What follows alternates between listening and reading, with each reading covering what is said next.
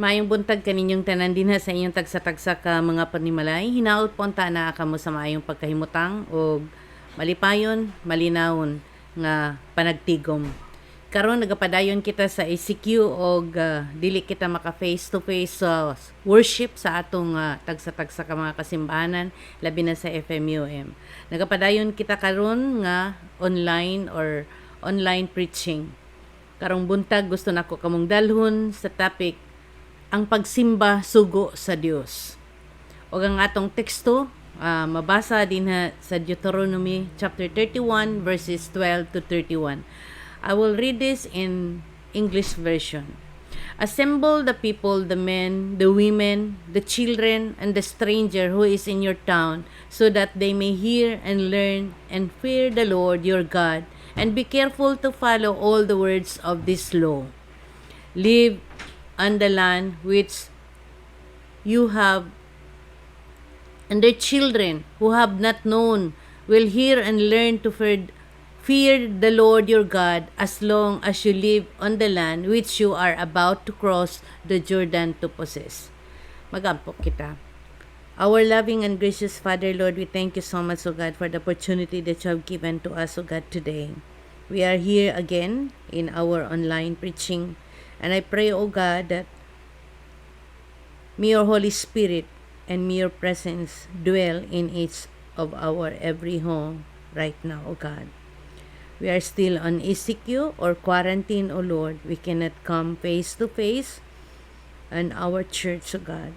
I pray, Lord, that you will guide us, prepare our hearts and our minds, O God, to be receptive of your words, O God, today.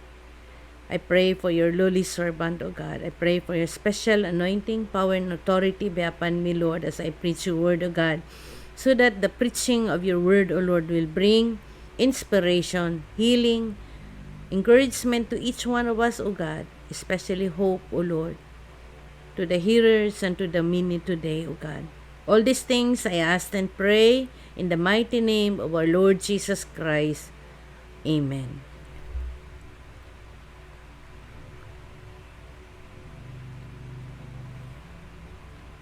Ang pagsimba importante mga igsuon tungod mao kini ang ilhanan nga kita mga anak sa Dios. Karon nagapadayon kita sa tema nga church leadership or vision mission goal.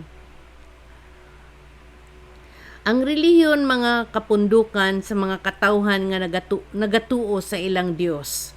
Ang mga example sa reliyon mao ang Islam, Buddhism, Christianity, Mormonism, Hinduism, Judaism, Shintoism, ug daghan pang uban pang mga kapundukan. Christian groups include Protestants, Catholics, Orthodox, Lutherans, and many others. Ang dictionary define religion as a belief in a divine or superhuman power or powers to be obeyed and worshipped as the creator and ruler of the universe. Ang simbahan mao ang panagtigom sa mga katawhan din anaa ang presensya sa Dios. Ang simbahan dili ang building kundi kitang mga katawhan nga gipanguluhan ni Jesus. Busa bisan anaa kamo sa inyong mga panimalay karon, simbahan ninyo ang Dios og pag-awit kamo og mga pagdaig og pagpasalamat sa atong Dios og pamati kamo karon sa mensahe sa Dios nga akong iwali. Unsa di ay ang simbahan alang sa mga Kristohanon? Ang simbahan dili ang building kundi kitang mga katawhan nga gipanguluhan ni Jesus. Karon kay anaa kita sa ECQ atong simbahon ng Ginoo sa atong balay kay nag-ingon ang Biblia nga kung adunay duha o tulo nga magkatigom sa akong ngalan atuwa ako uban kanila. Matthew 18:20. Maigsuon atong tun-an ang teksto aron masabtan nato ang ug matubag ang mga pangutana. Kinahanglan ba ang pagsimba? Ang atong teksto karong buntag makit-an dinha sa Deuteronomy 31 ug ako na kanang gibasa 12 to 13. Mga igsoon, ang mensahe sa Deuteronomy dili lamang para sa mga Israelites sa unang panahon, para usab sa mga tao karon nga panahon. Ang pagsimba sugo sa Dios. when He issued this command, it was intended to be a help and a blessing to His people, not a burden to them. Ngano gusto sa Ginoo nga magsimba kita? Because we are blessed when we worship God. Why do we want the whole family to worship God in our own home when we cannot go to church? Because we want the family, the whole family, to receive God's blessing every day. Ang Biblia naghatag og warning sa mga kanunay makalimot sa pagsimba. Matthew 5:19, whosoever therefore shall break one of these least commandments and shall teach men so, he shall be called at the least in the kingdom of heaven. But whosoever shall do and teach them, the same shall be called great in the kingdom of heaven. Usahay kung mangimbita kita sa pagsimba, daghan ang mga balibad, daghan ang rason aron makalikay sa pagsimba. Wala daw mo bantay sa ilang anak, panahon daw sa paglaba o pamalingki o paghimo sa mga buluhaton sa ilang mga balay. Wala daw mo bantay sa ilang tindahan, masuko daw ang bana kung pag-abot walay mag-atiman sa pagkaon.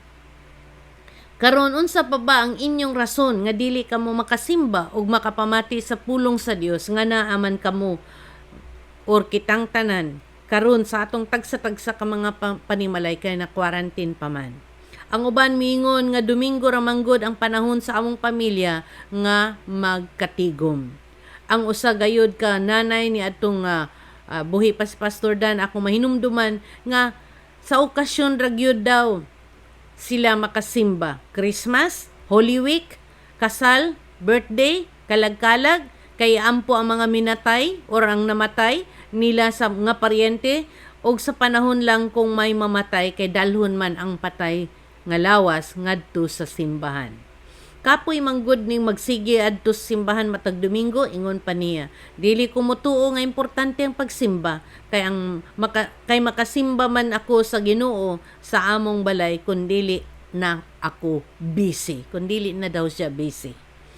Ang importante nga magbuhat kita og maayo kay nagtuo man siya nga pinaagi sa maayong buhat maluwas kita. Sukwahi sa sulat sa Efeso 2:8 nga dili kita maluwas sa maayong buhat kundili pinaagi sa grasya sa Dios. Ang usa ka tatay moingon, Domingo ra manggod ang akong libreng adlaw og panahon para maglingaw-lingaw og inom jutay. Ang uban moingon pagyud sa pastor, sorry pastor nga wala ko nakasimba ni adtong miaging Domingo kay naglain manggod ang panahon. Kaulanon ug basig maalang-alang mi sa pag-uli, maulanan mi pag-uli. Going to church will not make you a Christian. But this time of pandemic, you will still cannot worship God faithfully in your own home. You will never grow as a Christian. Ayaw na pag-ingon nga dili ka makasimba sa Ginoo kay daghang kang buluhaton kay naanak kita sa atong tagsa-tagsa ka mga panimalay, mga igsoon. Mahimo man nga na magaampo alang kita, makaampo kita sa atong tagsa-tagsa ka mga panimalay dinha karon sa inyong balay. Apan, kung mao ka na ang atong himuon, ginasupak nato ang Dios o ginahikawan nato ang atong kaugalingon ug ang atong pamilya nga sa mga panalangin sa Dios. You can and should worship God privately in your own home. But if you refuse to go to church, even if you can, when it is allowed now to face-to-face worship at our own church, you are disobeying God and robbing yourself of God's blessing. Maigsoon dili nato himuong rason nga pandemic paghihapon kung we are allowed na to come to our own churches. When you fail to assemble with the Lord's people in public worship, even if you can, you become a disobedient Christian because you are disobeying God. God does not want disobedient followers. We will never feel the presence of the Holy Spirit in our lives if we disobey God's commands on us, for us. Ang uban miingon walay pamasahe mao nga dili makasimba, pero adunay ipalit og load sa cellphone, adunay ipalit og coke. My friends, ang atong teksto sa Deuteronomy 31 verses 12 to 13 nagisgot og tulo ka rason why we should worship our God. Una, simbahon nato ang Dios tungod kay giluwas kita niya. Kung ikaw anak sa Ginoo nga maoy nang bag-o kanimo, dili ba angayan lamang nga simbahon o pasalamatan siya? If God has made a miraculous difference in your life, He deserves to be worshipped and praised. When God saves a person, He changes their attitudes and affections. Sa nahamtong na ako sa pagkakristohanon, daghan ang nabag-o sa akong kinabuhi. I am always excited to come to Sunday worship. When God called me to preach, I was so nervous at first, but I did not turn my back on His call. Because I know that preaching the Word of God brings blessings and healing to many souls. What about you? Kumusta ka, igsoon? Aduna ba'y panalangin kaninyo ang pagsimba? Aduna ba'y kalipay ninyo sa pag-alagad kaniya? Nagmatinud-anon ka ba sa pagsimba? Malipayon ka ba nga nag-alagad kaniya? The difference that God made in my life is for me to know that He is the source of my life. And for that, I want to praise and worship Him. Even in the midst of pandemic, I do not want to miss our worship to Him. Mga igsuon, simbahon ug pasalamatan nato ang Dios sa kaluwasan nga iyang gihatag kanato. Amen ba taniana? Dili ba ngayon lamang nga simbahon ta ang Dios sa mga kausaban nga nahitabo sa atong kinabuhi? Dili ba ngayon simbahon daygon pasalamatan nato ang Ginoo hilabi na niining panahon sa pandemic nga wala kita niya gibiyaan, wala ta niya gipasagdan? Kung ang mga tao sa tibuok kalibutan masayod sa bili sa pagsimba ug pagdaig sa Dios, kining kasayuran moabot usab sa ilang mga anak og sa sunod na mga henerasyon. Ang akong amahan mao'y unang nagtudlo kanako mahitungod sa Ginoo, og siya usab ang unang nagdala kanako sa pagsimba sa gamay pa ako. O gitudluan ako niya nga kinahanglan nga magsimba kay sugo kini sa Dios. Dili ko kalimot sa iyang gitudlo nako hangtod karon, og kini nga pagtudlo sa ako niabot sa ako mga anak, og nagampo ko nga moabot pod ngadto sa ako mga apo og ngadto sa mga sunod na mga henerasyon. Busa ang matag Domingo alang kanako usa ka saad og pahinumdom sa kaayo sa Dios. Og tungod niya na gipanalanginan ako sa nahimo na akong Kristohanon. Akong gipasalamatan ang Dios sa kanunay nga giluwas niya ako. Dako ang akong pagpasalamat nga adunay akong amahan nga nagtudlo kanako sa gamay pa sa pagtuon, pagbasa sa pulong sa Dios kada alas 3 sa kaadlawon, sayo sa buntag, sayo kaayo mi magtayig sa pag-awit sa Dios og pag-ampo. Busa ako siyang simbahon o galagaran mintras buhi pa ako dinhi sa yuta kay dili nako matukib ang pagpasalamat sa Dios pinaagi sa pulong lamang. Busa gusto nako nga simbahon alagaran ang Dios hangtod sa hangtod. Ang pagsimba, mga igsuon, importante gayud tungod kay kini mando sa Dios alang sa mga giluwas kaniya. If you have been changed by the power of God in salvation, you ought to want to be in church and or in your home and worship Him every available opportunity. Ayaw paghulat nga sige ka papahinumduman sa imong pastor o mga higala nga Kristohanon. Kaduha, simbahon nato ang Dios tungod kay ato kining responsibilidad kaniya. Our text very clearly indicates that we should gather to worship God. Verse 12, tiguma ang mga tao, mga lalaki, mga babae, o mga kabataan, o mga langyaw nga nagpuyo tipon kaninyo.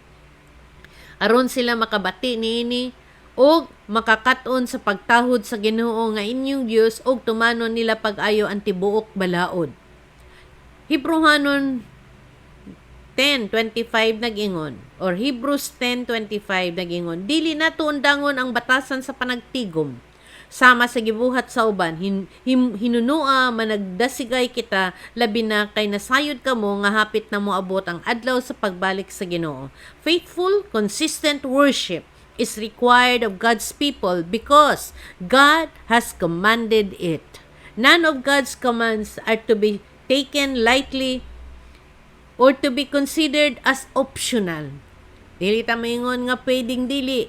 but it's a command. Sugo ka na sa Ginoo. God is our master, our owner, our ruler, our creator, our God, our Savior, and as such, we ought to respectfully obey His commandments.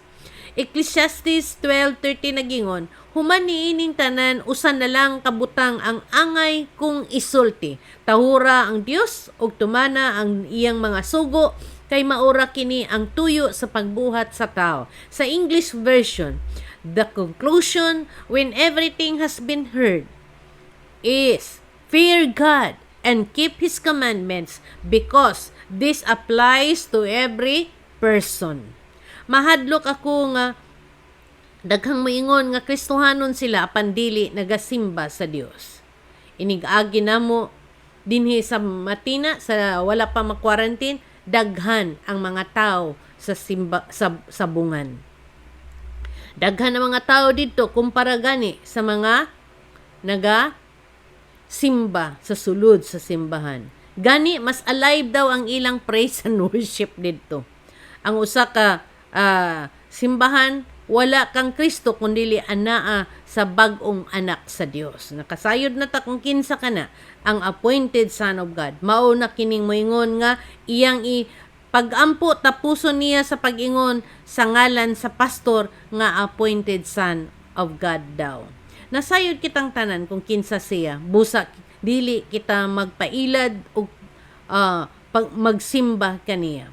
Mga igsuon, magbantay kita sa mga mini nga mga pagpanudlo. Karon nga pandemic, daghan kaayong nanggawas nga mga false teachings, false belief, o wala nagasubay sa pulong sa Dios. Bisan ang vaccine, ginakonek nila sa 666 daw. Daghan ang mga dili mao nga mga pagpanudlo. Ginakonek nila sa Biblia ang maong vaccine. Dili kita magalakaw sa daan nga dalan. Kay nga naman, gihukas na nato ang daan nga pagkatao nato, ang daan nga mga pagpakasala. Bag-o na ang atong dalan nga ginalakwan, bag-o na ang atong pagkatao. We are now born again in the Spirit. Why are we going to go back to the old life? Ganong mobalik pa kita sa dating kinaiya kung ang Ginoo naghatag na kanato og bag-ong dalan, ang Ginoo naghatag nato og bag-ong kinabuhi sa Espiritu Santo. Ang pagsunod sa sugo sa Dios mao'y pagpamatuod nga naangkon na nato ang tinuod nga kaluwasan. Ang 1 John 2:3-6 nagingon, kung tumano nato ang mga sugo sa Dios, mapaniguro nga nakaila kita kaniya. Kung may moingon na kaila ako sa Dios, apan wala nagtuman sa iyang gisugo, baka kun ka ng tawhana ug wala kaniya ang kamatuoran. Apan ang nagtuman sa iyang sugo, mao'y maghingpit nga paghigugma sa Dios. Masiguro nato nga nagkinabuhi kita sumalas kabubuton sa Dios pinaagi ni ining mosunod. Ang nag-ingon nga siya anaa sa Dios kinahanglan magkinabuhi sama kang Hesukristo. Mga igsoon, aduna ba'y panahon nga dili ka ganahang magsimba sa Dios? Bantayan nato kana kay mga buhat kana sa kaaway. Kung nahigugma kita sa Dios, angayan kitang magmatinud-anon sa pagsimba. Ang 1 John 5 chapter 5 verses 2-3 nagingon, mailan nato nga nahigugma kita sa mga anak sa Dios kun higugmaon nato ang Dios ug tumanon ang iyang mga sugo. Kay ang ilhanan nga gihigugma nato ang Dios mao nga gituman nato ang iyang mga sugo ug dili lisod tumanon ang iyang mga sugo. Mga isuon, masulayan ang paghigugma sa Dios pinaagi sa pagsunod nato sa iyang mga sugo. John 14:15 nagingon, kun nahigugma kamo kanako, tumana ninyo ang akong mga sugo. Mga igsuon, klaro kayo ang pulong sa Dios. Tumanon nato ang sugo sa Ginoo. Ang pagsimba, bisan anaa kita sa atong panimalay karon, kinahanglan nga simbahon nato ang Dios. Dayga ang Ginoo, pasalamati ang Ginoo, pagbasa sa pulong sa Dios kauban ang imong pamilya.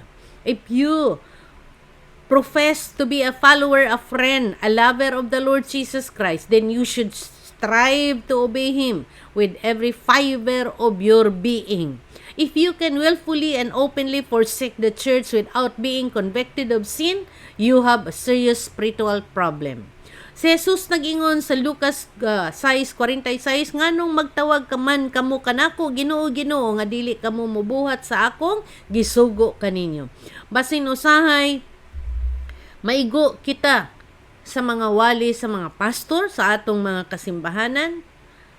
Ang uban mingon maigo man sadta ng wali ni pastora, mga isuon dili ka na nako tinuyuan or dili namo na tinuyuan or intensyon apan ang pulong sa Dios dili man pwedeng tuison. Diha sa Galacia 4:16 nagingon si Jesus, nasuko ba kamo kanako tungod kay gisultihan ko kamo sa matuod? Ang Hebrehanon 4:12 nagingon nga ang pulong sa Dios buhi ug gamhanan ug mas hait pa ka sa duhay suwab nga espada, modulot kini hangtod sa kinahiladman, sa kalag ug sa espiritu hangtod sa dapit di nag-abot ang lutahan ug kauyukan. Nagusisa kini sa mga tinguha ug hunahuna sa kasing-kasing sa mga tawo.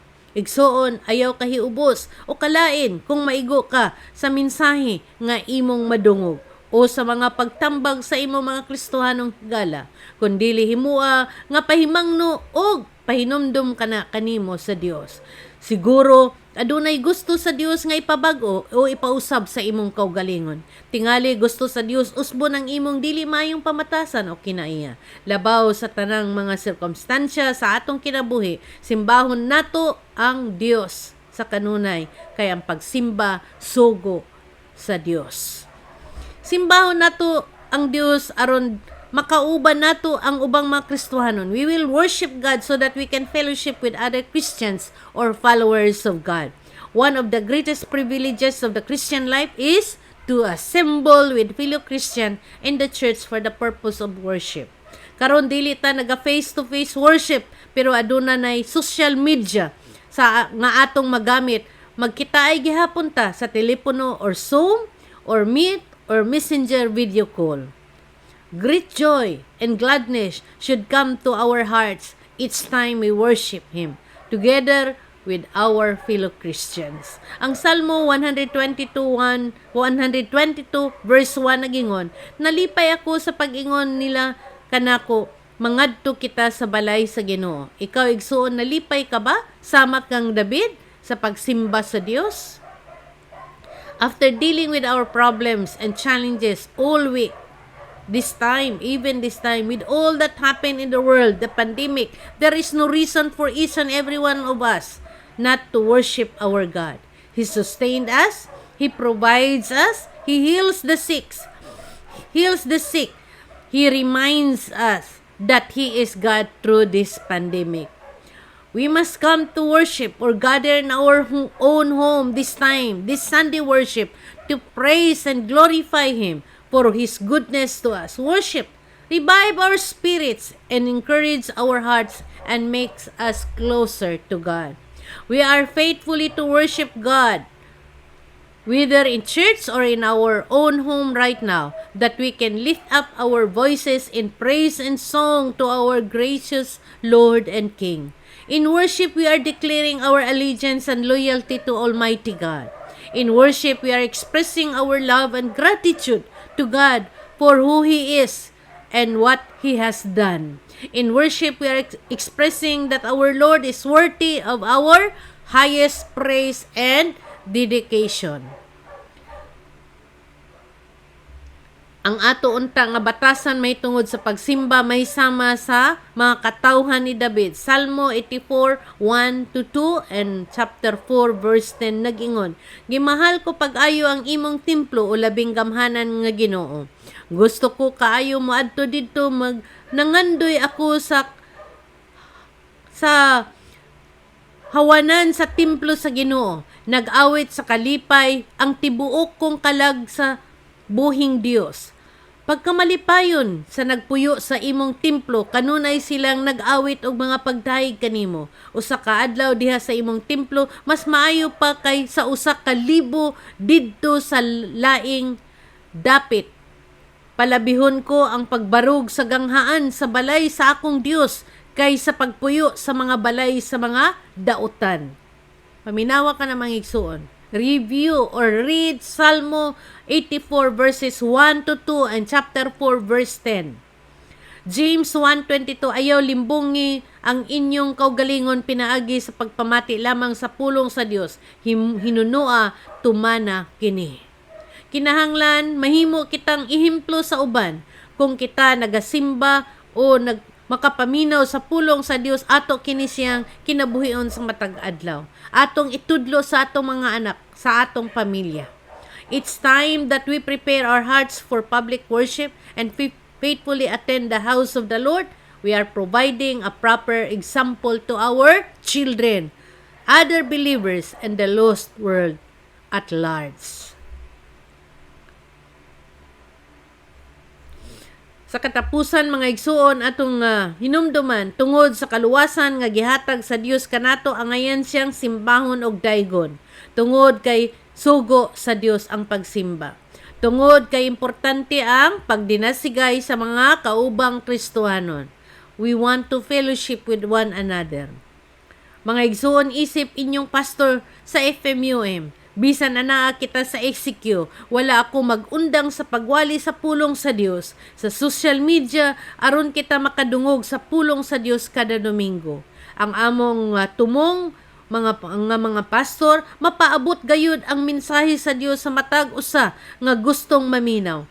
Kaniya kadtong magmatinud-anon sa pagsimba matag Domingo bisan anaa kita sa atong tagsa-tagsa ka mga panimalay mutubo gayud isip usa ka tinuod nga Kristohanon. Dili nato hikalimtan ang pagsimba. Let us make it a priority not only on Sunday but in our home right now. We have a lot of time to study and worship Him.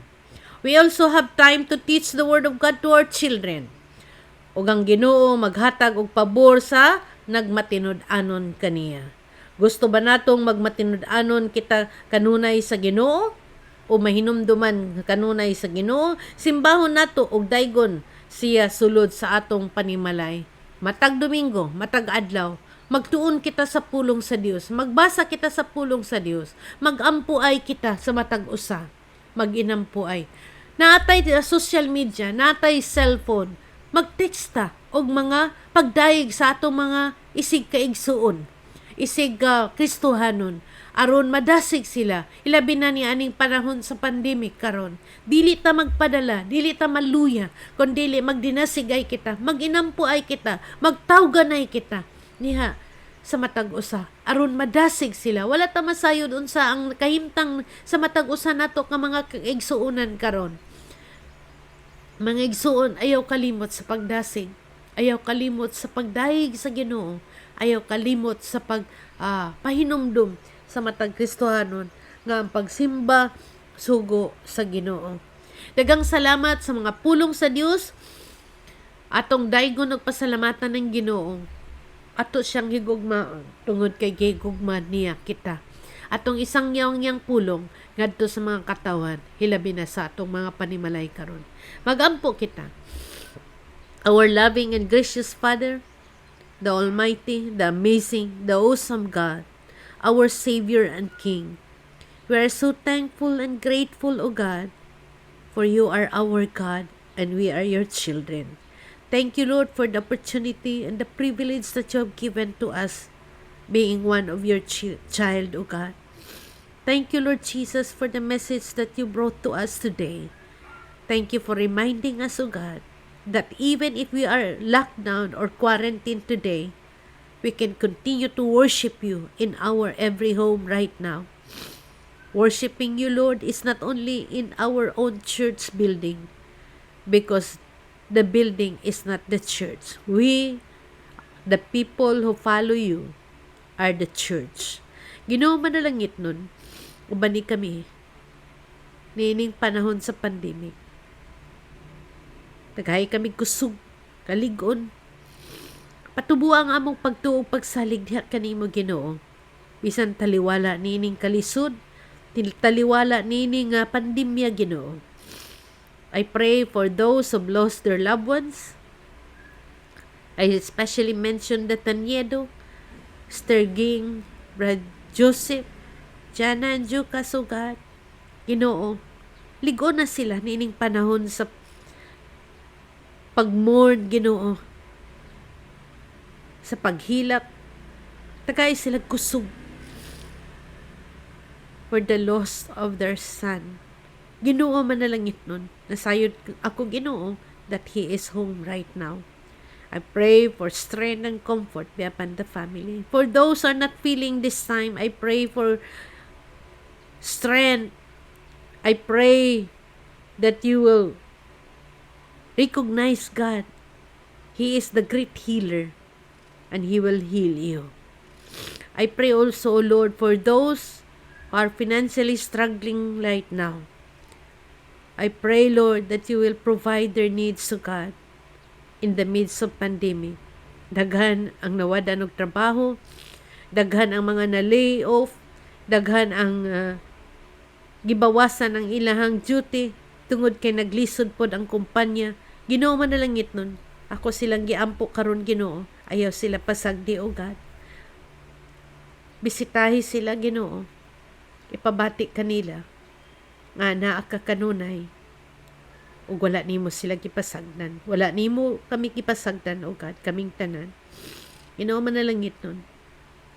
As we go on with our lives, O God, ayaw kami pasagdi, o bani kami kanunay. May your Holy Spirit be upon each one of us, and may your presence dwell in each of our own home. Ginoo, nagaampo kami, O Diyos, nga makabalik na kami face to face worship sa among kaugalingong mga kasimbahanan. Inaot po ang Ginoo nga maundang na kining pandemya, O God. Ikaw lang ang may control ni ini, Ginoo, walay lain. We trust and we believe in you, O God. You are the owner. You own everything. We do not own anything, O God. Busa, Ginoo, dako ang among paglaog nga kining tanan adunay katapusan, Ginoo, kining pandemya, O God. I pray, Lord, for our frontliners, the medical people. Thank you, Lord, for their lives. Thank you for their time. Thank you for their hard work. Thank you, Lord, for their love to the people, especially those who are sick. I pray, Lord, for our leader, our President Rodrigo Duterte, O God. I pray for strength be upon him, O God. I pray, Lord, whatever illness he has right now, maybe he is not feeling well. I pray, O God, you give him strength. I pray, Lord, you will touch him, O God, and heal him. I pray for wisdom, knowledge be upon him, O God, as he leads our nation, O God. I know, Lord, that it is not easy for him to lead, especially in this time of many problems in our country. I pray, O God, that you will guide him. I pray also, O Lord, that this time he will completely recognize you, O God, that you are his Lord and Savior, that he can do nothing without you, O God, that he is nothing without you. I pray also, Lord, for our Mayor, Sara Duterte. Guide her, O God, in leading our city. Give her wisdom and knowledge. I pray for her family also, O Lord. Provide their needs. Our Vice President, Senators, Congressmen, Governors, Vice Mayors, Barangay Captain, down to the staff, O God, in every local barangays, O God. Ginoo, ikaw mag-uban kanila. I pray also, Lord, for those who are desiring to get that vaccine. Ginoo, hinaot po ta makaabot na pod sa ilaha. I pray, O Lord, nga kining tanan, Ginoo, magundang na ni ining pandemya, O God. Ikaw lang ang nahibalo, Ginoo. Busa isalig na ko kanimo ang tanan. Thank you, Lord Jesus, for your message today. Bless our day today. Bless our week.